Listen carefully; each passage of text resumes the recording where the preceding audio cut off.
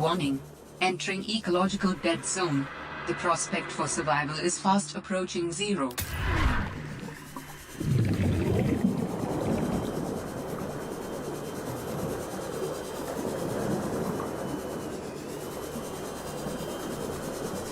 Hoş geldiniz arkadaşlar. Bugün birlikte Below Zero'nun ilk videosunu çekiyoruz. Bu videoda Void Coil serinin lore'unu inceleyeceğiz. Adını söylemesi çok zor olduğundan dolayı ben bunu Türkçe anlamına yani Kaliserli'ye çeviriyorum. Kaliserli demek Türkçe'de kıskaçlı anlamına geliyormuş. Peki bu arkadaş kimmiş? Yakından tanıyalım.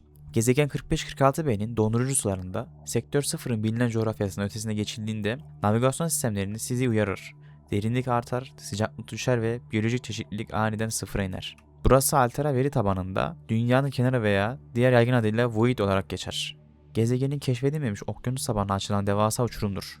Ekolojik ölü bölge olarak adlandırılan bu alan ilk bakışta yaşamdan yoksun, karanlık ve sessiz bir hiçlik gibi görünür. İlk Subnautica oyunda kraterin kenarındaki boşluğun bekçileri hayaletimsi parıltılarıyla Ghost Leviathan'lardı. Kanalımıza arkadaşlar 1000 aboneye geçti ve bu senenin son videosu. Siz de desteklemek isterseniz like ve yorum atarak bize destek olabilirsiniz. Bu arada arkadaşlar yorumlarınızı okuyorum. Aynı şekilde kanalımızın topluluk kısmında sizi bekliyorum.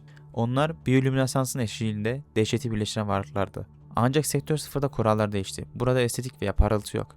Tamamen çürüme, hastalık ve filtrelenmemiş bir agresiflik var. Void kaliserisini anlamak için onun sığ sulardaki kuzeni olan standart yani diğer adıyla kırmızı kaliser ile arasındaki farkları mikroskopik düzeyde incelemek gerekir. Sektör 0'ın iç kısımlarında özellikle mor volkanlar ve Doğu Arktik bölgelerinde rastlanan standart kaliserli kabuklu deniz canlılarını andıran 40 metre uzunluğunda zırhlı ve kırmızı pigmentli bir canlıdır. Boyut sapması yani gigantizm. Standart kaliserli 40 metreyken boşluk kaliserlisi 65 metreye ulaşır. Bu devasa boyut artışı sadece beslenmeyle açıklanamaz. Biyoloji teoriler bunun Deep Sea gigantizm fenomeninin aşırı bir örneği olduğunu öne sürer. Düşük sıcaklıklar hücre büyümesini yavaşlatır ancak yaşam süresini uzatır. Bu da organizmanın cinsel olgunluğa eriştikten sonra da büyümeye devam etmesine olanak tanır. Deri deformasyonu.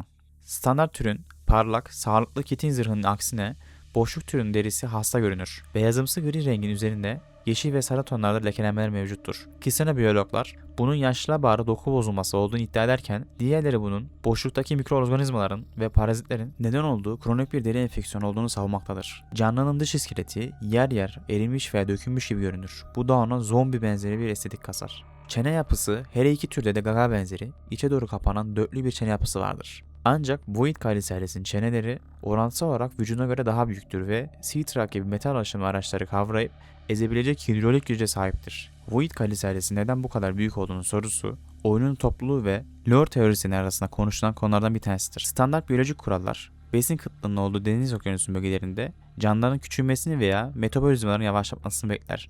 Ancak Void kaliserisi bunun tam tersi bir rota izler.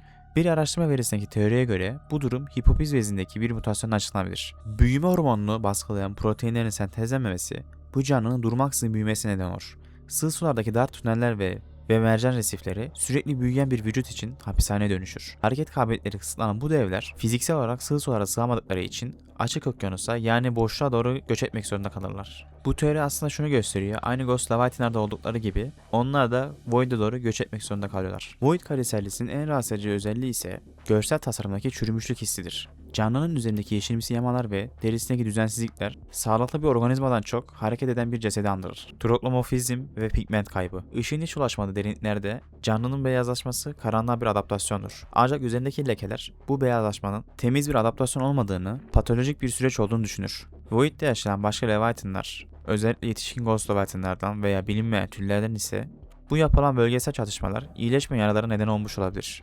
Düşük sıcaklık ve yavaş metabolizma doku onarımını geciktirerek buradaki yaraların kalıcı olmasına neden olur. Peki bu Leviathan'lar boşlukta ne yiyor? Bildiğiniz üzere Ghost Leviathan'lar etçil değildi. Yani sudaki mikroorganizmalar ile besleniyorlardı. Peki bu yaratık etçil olmasına rağmen neyle besleniyor derseniz şu şekilde. Oyun içi gözlemler bu canlıların birbirine saldırmadığını ancak bölgeye giren her şeye saldırdığını gösterir. En güçlü teori bu canlıların metabolizmalarının aşırı yavaş olduğu ve çok uzun süreler boyunca besin almadan hayatta kalmasıdır. Enerji tasarrufu için hareketsiz süzülürler. Ancak bir av yaklaştığında patlayıcı bir enerjiyle saldırıya geçerler. Ayrıca Void'deki planktonik çorba ile beslendiklerini düşünebilir. Çeneleri büyük avlar yakalamak için evrimleşmiş olsa da solungaç yapıları süzerek beslenmeye ikinci bir adaptasyon gelişmiş olabilir. Ancak oyuncunun Sea-Truck'a yaptığı saldırılar onların hala aktif ve fırsatçı birer makro yırtıcı olduğunu kanıtlar. Subnautica serisinde Void, oyuncu harita sınırları için tutmak için tasarlanmış yumuşak bir duvardır.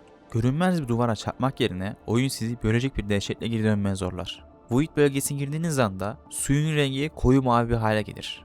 Müziğin sesi yavaş yavaş değişir, hatta bazen kısılır. Ve bir anda kendinizi boşlukta hissedeceğiniz ambiyans sesleri çıkar.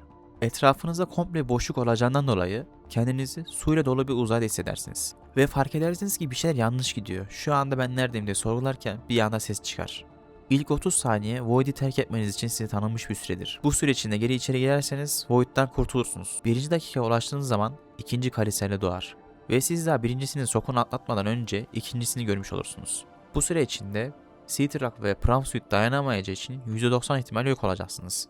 Hadi de oldu da yok olmadınız. 60. saniye geçtikten sonra 3. kaliserle doğar ve tamamen yaşamanız imkansız olur. Gelin hep beraber bu kaliserli kime ne kadar vuruyormuş onu inceleyelim. Çıplak haldeyken eğer ki sağlığınız 80'in altındaysa tek vuruşla sizi öldürebiliyor. Güçlendirilmiş giysiniz varken birinci ısıra dayanabiliyorsunuz. Oyun size bonus tanıyor ama ikinci ısırıkta ölümcül oluyor. Seatrock'ta temel modül varken 15 ila 22 arasında bir hasar veriyor. Seater'a eğer zırh modülü takarsanız değişken bir hasar veriyor. Pramsuit her ne kadar dayanıklı olsa da o da 20 ila 30 hasarında bir hasar yiyor. Akustikte ise şöyle bir şey var. Reaper Leviathan küklemesini birer sonar gibi kullanarak avını bulurdu. Onun sesi seni görüyorum demekti ama Void kaliserisinde farklı bir korku psikolojisi kullanır. Bu yaratıklar Reaper'lara göre çok daha sessizdir. Saldırı anına kadar minimal ses çıkartırlar. Saldırı sırasında çıkarttıkları ses tipik bir canavar kükremesinden ziyade metalin metale sürtünmesi veya boğuk ve mekanik bir gıcırtı gibidir. Bu ses tasarımı sessizce yaklaşan bir beyaz gölge canavardan daha büyük bir jumpscare potansiyeli taşır. Şimdi Ghost Leviathan ile birlikte bir analiz yapalım. Ghost Leviathan boyut olarak boşluk kaliserisinden çok daha büyüktür. Neredeyse 2 katı yani. Ancak Void kaliserisi Reaper Leviathan'ın saldırı mekaniklerini Ghost Leviathan'ın habitatı ile birleştirir. Bu onu her iki dünyanın en tehlikeli özetlerinden biri hibrit yapar. Ghost Leviathan sizi sadece çarpıp kaçarken Void kaliserisi sizi tutar. Boşta tutunmak aşağıya ve karanlığa doğru çekilmek demektir. Erken geliştirme aşamalarında oyuncular Heroes boşluğunda da Ghost Leviathan'ı görmeyi bekliyordu. Ancak geliştiriciler Sektör 0'ın kendine özgü faunasını vurgulamak için kaliserli modelini modifiye ettiler. Bazı oyuncular hala yetişkin Ghost Leviathan'ların boşluk kaliserlisini yenebileceğini tartışır. Void kaliserlisini taradığınız zaman oyun size özel bir Void girdisi vermez. Ya standart kaliserli bilgisini gösterir ya da sadece kaliserli başlığı altında küçük bir dipnot düşer. Sektörün kıyısındaki karanlık, açık sularda dolaşmaya tercih eden nadir bir mutasyon. Bu durum oyuncular arasında Altera bile oraya gidip veri toplamaya cesaret edemedi şeklinde bir lore açıklamasıyla rasyonize edilmiştir. Subnautica'da FOV yüzünden yaratıkların ne kadar büyük olduğunu anlayamazsınız. Ama Filikem'e geçip Seatran yanında Kaliserli'ye bakarsanız 65 metrenin ne kadar devasa olduğunu siz de görebilirsiniz. Ve ayrıca Creative'de giderseniz size saldıramayacaklarından dolayı onları detaylı şekilde inceleyebilirsiniz.